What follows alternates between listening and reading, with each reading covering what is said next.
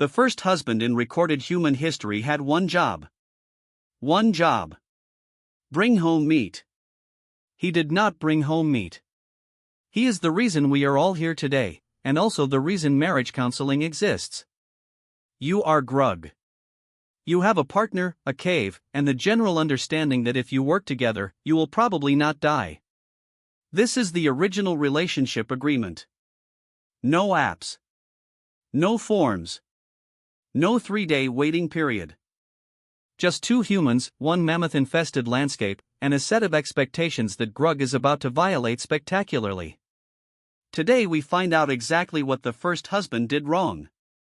And spoiler, it was several things. It was so many things. Let us set the scene. We are talking roughly 2 million years ago through about 10,000 years ago. The Paleolithic. The Stone Age. Before agriculture, before cities, before the concept of "I had a long day at work" as a valid excuse. At this point, humans live in small bands of maybe 20 to 50 people. Think of it less like a village and more like a group chat where everyone hates each other a little but cannot leave because there are lions outside. In this world, pair bonding is not a luxury. It is a survival strategy. Anthropologists have spent decades studying modern hunter-gatherer societies, fossil evidence, and primate behavior to reconstruct what early human relationships actually look like. And what they found is that Grug's relationship problems are not new. They are ancient. They are load-bearing. They are the reason human beings are the most emotionally complicated animal on the planet and also the only one with the concept of the silent treatment. Let us go through them. The sins of the first husband. In order, from bad to catastrophic. Number 1. Grug did not provision. Here is the thing about early human pair bonds. The whole evolutionary deal was built around cooperation. Anthropologists call it the hunter-gatherer division of labor, which sounds like an HR policy but is actually just, you hunt, I gather, together we do not starve, everyone wins. Studies of modern hunter-gatherer groups like the Hadza of Tanzania show that men contribute a variable portion of calories through hunting, but it is wildly inconsistent. Some days, big kill. Most days, nothing. Grug comes home empty-handed on a Tuesday and the gathered tubers are carrying the whole household. Again. This is the original I put in applications energy. Grug was out there. Grug tried. The antelope was just very fast and Grug had a sharpened stick, not a concept of aerodynamics. But here is the crazy part. Researchers have found that among the Hadza, women can actually predict how much a man will share based on his behavior before the hunt. They have been reading men for 10,000 years and they are still right. Grug had no idea this was happening. Grug thought he was being mysterious. Number 2. Grug forgot to come back. This is not a metaphor. This is a documented problem. In small hunter-gatherer bands, men would sometimes be gone for days pursuing game. Totally legitimate. Completely necessary. Also, extremely convenient timing that aligned with the night we were supposed to clean out the back of the cave. Anthropologists note that extended male absence created real social stress in early human groups, because the woman left behind was doing all the childcare, all the foraging, and also watching out for predators, which was a full-time job that did not come with PTO. The children of absentee fathers in hunter-gatherer societies had measurably worse survival outcomes. This is in the archaeological record. Grug's disappearing act was not just annoying. It was statistically dangerous. And yet, Grug still did it. Because the mammoth was right there. Grug could see the mammoth. The mammoth was right there. Grug's still mad about the mammoth, by the way. We will come back to this. Number 3. Grug was jealous, and he was bad at it. Now here is where it gets genuinely fascinating. Evidence from anthropology and evolutionary psychology suggests that jealousy in humans is ancient. Like, embarrassingly ancient. Older than language. Older than cooking. We are talking about a behavioral response that is basically baked into the operating system. Male jealousy in particular appears to have been a significant source of conflict in early human groups, and not in an acute way. Studies of violence in hunter-gatherer societies show that a staggering proportion of recorded male-on-male conflict traces back to disputes over mates. Not food. Mates. Men were out here risking getting stabbed with a bone knife over what was essentially a first-century situationship.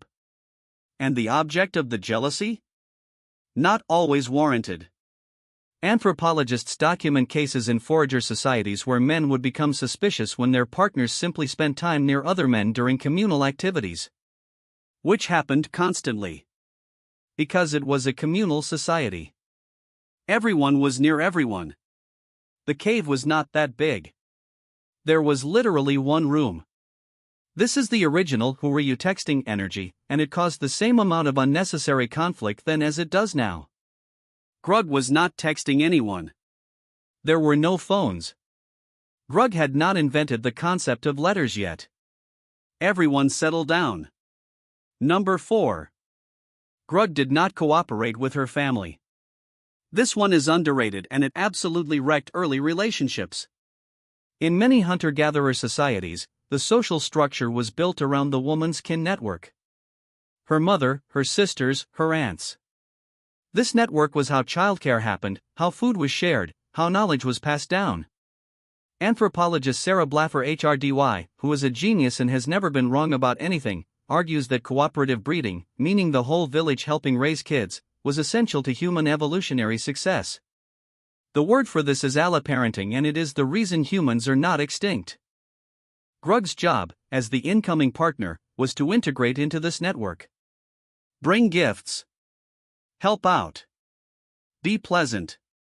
This is called bride service in anthropological literature, and it was a real, documented expectation in many forager societies. Grug was supposed to work for his partner's family for a period of time as a demonstration of his value. Grug did not want to do that. Grug felt that his skills spoke for themselves. His skills had, at this point, resulted in 0 successful hunts in the past 2 weeks. They did not speak for themselves. They were not speaking at all. Her mother knew. Her mother always knew. And here is the crazy part. Researchers have found that in societies where men cooperate more closely with their partner's kin network, children have higher survival rates. Not a little higher. Significantly higher.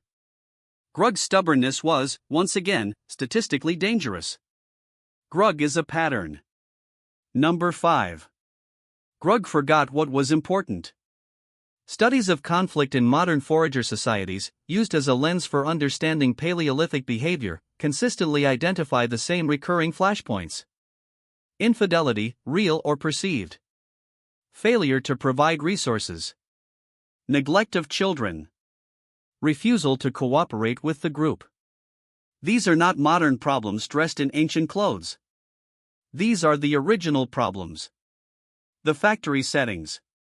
What is wild is that researchers working with forager groups have documented formal conflict resolution practices that are unbelievably sophisticated. Mediation through elders. Public shaming. Social ostracism. This means that early humans did not just fight about this stuff privately. They took it to the group. Grug had to explain himself to the entire band. In front of everyone. Including the guy who had been side-eyeing him since the failed mammoth incident. Grug's still mad about the mammoth. This is your ancient couples therapy. And it was brutal because you could not ghost anyone. You could not move to another city. You could not take a break. The band was 30 people and you were all sleeping in the same general vicinity, and if you got kicked out you would be eaten by something before sunrise. The social consequences of being a bad partner were immediate, physical, and potentially wolf-related. Break up badly? Congratulations. You are now sleeping outside. Outside is full of hyenas. Good luck. Number 6. Grug did not understand the emotional labor. Okay, this one is not just a joke. This one is real and it is a little devastating. Anthropologists studying pair-bonded relationships across cultures have found consistent evidence that emotional attunement, meaning the ability to read and respond to a partner's emotional state, was genuinely adaptive. Groups where partners cooperated well raised more successful children. Cooperation required communication. Communication required someone to actually be paying attention. And the data suggests that in early human groups, the person who was usually paying attention was not Grug. Grug was thinking about the mammoth. Grug had been thinking about the mammoth for 3 days. The mammoth was fine. The mammoth had moved on. Grug had not moved on. This is the original "you never listen to me" argument, and it is not a modern invention. It is a feature of human relationships that is so old it is basically geological. Here is the modern mirror, and it is uncomfortably clear. Every fight that has ever happened in a human relationship, every "you never help," every "you said you would be home," every "my mother was right about you," every "I cannot believe you forgot," every "you only care about the mammoth."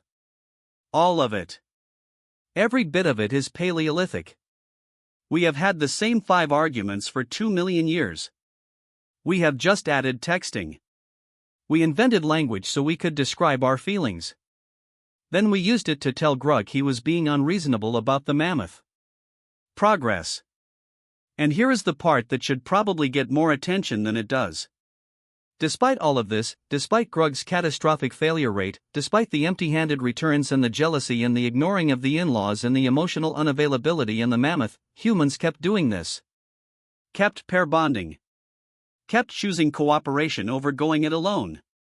Because the data, even ancient data, even data written in fossil records and forager ethnographies, shows that 2 people working together, even badly, survived better than 1 person working alone. That is the actual answer. The first husband did everything wrong and the relationship still worked out better than the alternative. Which was being a lone human in the Pleistocene. Which was a short career with a dramatic ending. Grug was not a good husband. Grug was a good enough husband, at the worst possible time, in the most dangerous possible environment, with no prior examples to follow. There was no book. There was no podcast. There was no one who had figured this out yet. Grug was doing the beta test. We are all still using the beta test. Grug did not invent marriage. Grug just survived it long enough to have children, and those children had children, and eventually one of them invented therapy, and everyone agreed that was a good call. Next time on Grug Explains, why prehistoric humans probably had better sleep than you do, and why that information will make you furious. Grug rested well. Grug had no notifications.